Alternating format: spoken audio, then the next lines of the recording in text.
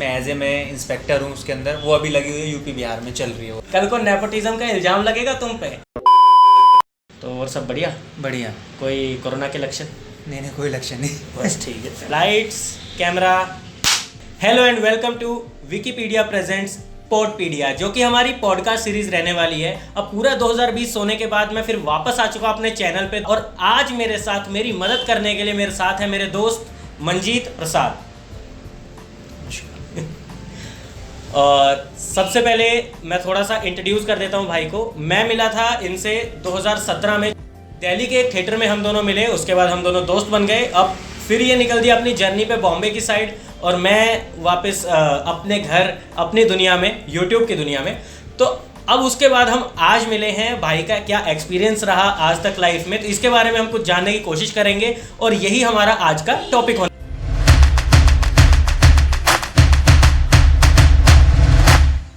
तो मंजीत भाई, सबसे पहले मैं जानना चाहूँगा आपकी स्टोरी के बारे में। आज तक, अभी तक क्या आपकी लाइफ जर्नी रही है, वो मैं जानना चाहूँगा। देखिए, जर्नी तो सबकी होती है, वैसे एक मेरी भी जर्नी थी। स्कूलिंग मैंने एनसीआर से ही किया, गवर्नमेंट स्कूल से। ठीक है। देन उसके बाद मैंने एमडी यूनिवर्सिटी से इंजीनियरिंग की, मैंने बीटेक सिविल से। आई थिंक प्रॉपर याद नहीं कि सन कौन सा था, बट हम एक प्ले कर रहे थे कॉलेज के लिए ही। कॉलेज के लिए? तो जैसे होता है फेयरवेल में, तो प्ले हमने ट्राई किया था, और वहाँ से कुछ वो उसके ऊपर था, प्रॉपर याद नहीं आ रहा, लेडीज़ के ऊपर ही बनाया था हमने, कुछ फीमेल के ऊपर, कोई फीमेल एम्पावरमेंट वगैरह कुछ भी इस टाइप का बनाया था हमने। तो वहाँ से मुझे आया कि क्यों ना मैं इसको आगे ट्राई करूँ।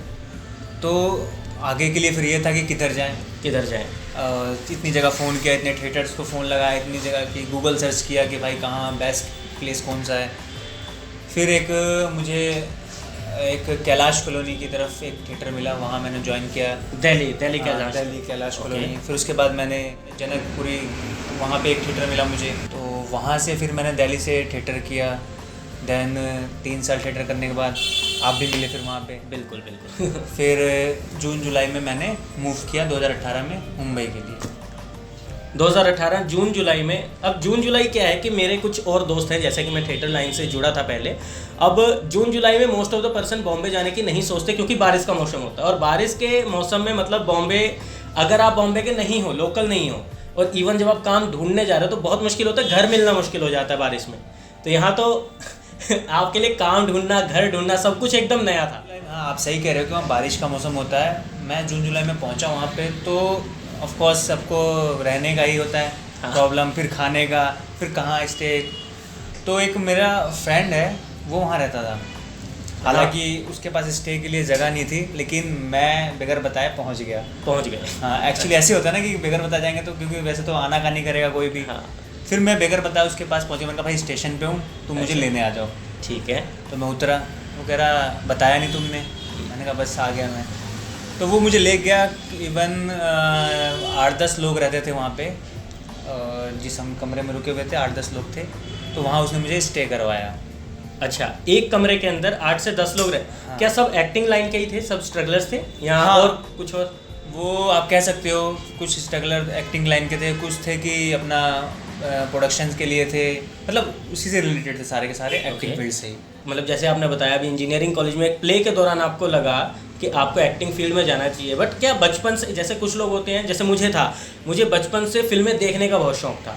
अब फिल्में देखते देखते मैं इस पड़ाव पर पहुंच गया जहाँ पे मेरे को फिल्मों में जाने का या फिल्में बनाने का, अब मेरे लिए बॉम्बे जाना इज़ अ बिग डील। मतलब काफ़ी लाइफ की रिस्पॉन्सिबिलिटीज़ हैं, फैमिली है, तो मैं बॉम्बे जा नहीं सकता था। तो मैंने सोचा कि चलो यहीं पे फिल्में बनाना शुरू करते। इवन थिएटर भी आप जानते हैं कि मैंने उसके बाद शुरू किया था, पहले अपने यूट्यूब चैनल शुरू किया था। अभी मैंने रिसेंटली तुझसे है राब्ता सीरियल किया था, ठीक है, उसमें किया है मैंने। फिर उसके बाद मैंने मेरे साईं में किया है। हाँ, मेरे साईं में तो आपको बिल्कुल, मेरे फैमिली में भी मेरे साईं सीरियल देखा जाता है। तो वहाँ पे जब इनको देखा, मैंने एग्जैक्टली अपनी फैमिली को बताया था कि आज इनका शो आना है। अब जो एक और शो था ना जिसमें तुझसे है राब्ता, तुझसे है राब्ता, जी टीवी का शो है तुझसे है राब्ता। अब उस शो में सबसे बड़ी बात ये थी कि हमारी फैमिली को देखता नहीं, मैं तो सीरियल में इंटरेस्ट नहीं रखता, ठीक है, और मेरी मदर जो है जी टीवी के शो ज़्यादा नहीं देखती, वो स्टार ज़्यादा देखती हैं। ठीक है। ये मतलब पर्सनल चॉइस होती है सबकी, तो इनको वहाँ पे उस वो वाला एपिसोड मैंने मिस कर दिया था, और वो मैंने इनसे क्लिप मंगा के ही देखा था, ठीक है। और मैं इसके लिए माफ़ी चाहूँगा मंजीत की, मैंने देखा नहीं, और उसके बाद इसका मैसेज आता है मेरे पास कि भाई मेरा आज आया था, देखा? मैंने बोला नहीं यार मैंने तो नहीं देखा। तो वो मेरे को ही बोलना ऑकवर्ड लग रहा था कि मेरे दोस्त का शो आया है, ये इसको काम मिला है, ये टीवी पे स्क्रीन पे दिख रहा है, मैंने देखा नहीं, ठीक है। तो अच्छा, ये 2 शो आपके अभी तक ऑन एयर हो चुके हैं? On air. इसके अलावा मैंने एक वेब सीरीज किया है, Delhi crime season 2। Delhi crime Netflix अभी आ चुका है? नहीं आया नहीं है अभी, उसका शूट कंप्लीट हुआ है 27 को कंप्लीट हुआ है सितंबर में। अच्छा अच्छा। तो नहीं वो अभी आया नहीं है। उसके अलावा मैंने एक भोजपुरी मूवी की है, जय हिंद, ठीक है। भोजपुरी मूवी का भी तुमने मुझे भेजा था ना, वो क्लिप भेजा था, हाँ क्लिप, बिल्कुल। और उसके अलावा मैंने एक और भोजपुरी की पवन पुत्र, जिसमें एज ए मैं इंस्पेक्टर हूँ उसके अंदर, वो अभी लगी हुई है, यूपी बिहार में चल रही है वो अभी लगी हुई है। हाँ, चलो, बिहार में अगर कोई ये वीडियो यूपी बिहार से देख रहा है तो प्लीज़ पवन पुत्र मूवी जाके देखिए, और ये रहा इनका इंस्टाग्राम हैंडल, ये रहा मेरे को फॉलो कर लेना, और इनको टैग करो कि जहाँ पे इनका सीन आता है। अभी मेरे को भोजपुरी कुछ खास समझ नहीं आती है, बट फिर भी ठीक है। भोजपुरी में भी आपका एक्सपीरियंस हो गया है? हाँ, भोजपुरी में हो गया। वेब सीरीज में भी कुछ छोड़ोगे तुम?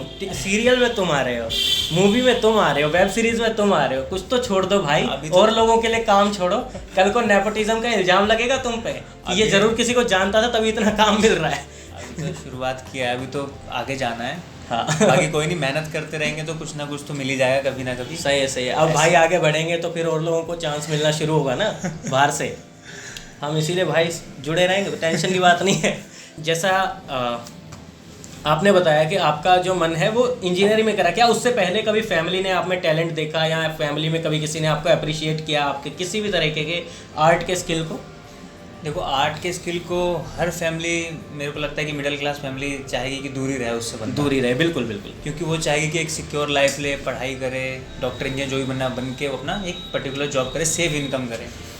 ऐसा कुछ फैमिली से था नहीं, बट वो मेरा ही था कि एक इंटरेस्ट आया कॉलेज टाइम में, फिर मैंने उसको मूव किया, बीटेक भी किया, फिर साथ साथ उसको भी अपना टाइम देता रहा। और मैं जानना चाहूँगा, जैसे एक मिडिल क्लास फैमिली अपोज करती है, इवन सबको करती है, मुझे किया है, आपको किया है, और ये इवन एक मिडिल क्लास पर्सन जो भी आर्ट लाइन में जाना चाहता है, बेसिकली मेनली फिल्म इंडस्ट्री में जाना चाहता है, बॉलीवुड में, तो उससे कैसे आपने, मतलब एक बहुत मुश्किल हो जाता है जिस टाइम हम स्टार्ट कर रहे होते हैं, जैसे आप कॉलेज में थे या मैं स्कूल में था, ऐसे टाइम पे जब हम सोचते हैं कि हम इस इंडस्ट्री का पार्ट बनेंगे, ऐसा कुछ आर्ट में करेंगे, तो वहाँ पे फैमिली अपोज करती है और हम फैमिली पे डिपेंड भी कर रहे होते हैं।